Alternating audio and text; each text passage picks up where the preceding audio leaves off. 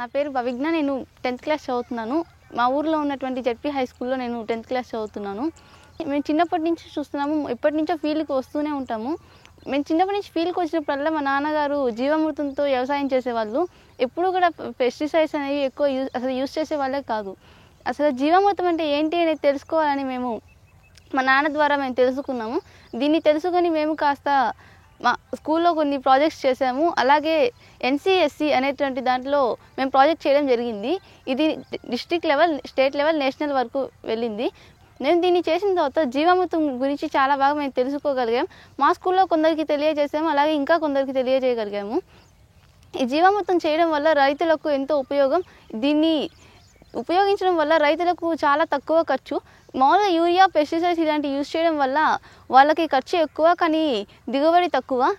కొన్నిసార్లు నష్టం వచ్చే అవకాశం ఉంది.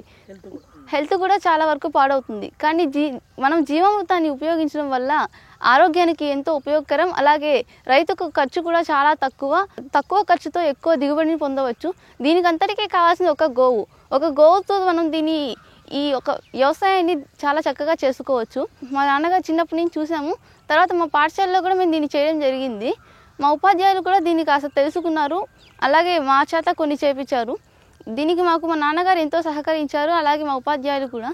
మా నాన్నగారు ఈ విధంగా చేస్తున్న దానికి మేము ఎంతో గర్వంగా భావిస్తున్నాం. మొదట్లో మా ఊర్లో వాళ్ళు ఏంటి ఈ విధంగా చేస్తే దిగుబడి రాకుండా ఎందుకు ఈ విధంగా అనేవాళ్ళు. కానీ ఇప్పుడు వాళ్ళు రామ్మోహన్ రెడ్డి మాకు ఈ విధంగా చెప్పు అంటున్నారు.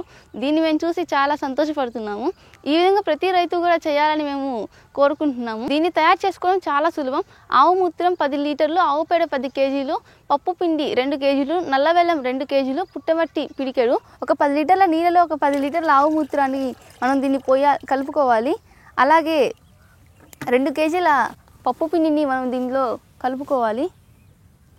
నల్ల బెల్లాన్ని మనం ఇందులో కలుపుకోవాలి. తర్వాత పుట్టమట్టిని మనం ఇందులో కలుపుకోవాలి. ఆవు పేడని ఇందులో వేసి మనం కలుపుకోవాలి.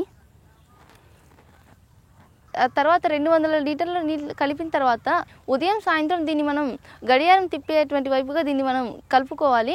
5 రోజులకి ఇది తయారవుతుంది. అది పొలానికి కావాల్సినటువంటి పోషకాలను అందిస్తుంది. స్ప్రేయర్ ద్వారా దీన్ని పొలానికి అందించవచ్చు. దీన్ని చేయడం వల్ల పొలం ఎంతో ఆరోగ్యంగా ఉంటాయి. అలాగే ఎకో ఫ్రెండ్లీకి ఎంతో ఉపయోగంగా ఉంటుంది. ఇందులో పొలానికి అవసరమైన కీటకాలు అనేవి మనకు ఎక్కువ కనిపిస్తాయి. కానీ రసాయనాలు ఉపయోగించిన దాంట్లో మనకు అసలు కీటకాలు అనేవి కనిపించట్లేదు. అవన్నీ కూడా అంతరించిపోతున్నాయి. వాటిని మనం కాపాడుకోవాలన్నా, అలాగే మన ఆరోగ్యాన్ని కాపాడుకోవాలన్నా మనం ఈ జీవామృతంతో వ్యవసాయాన్ని చేయాలి.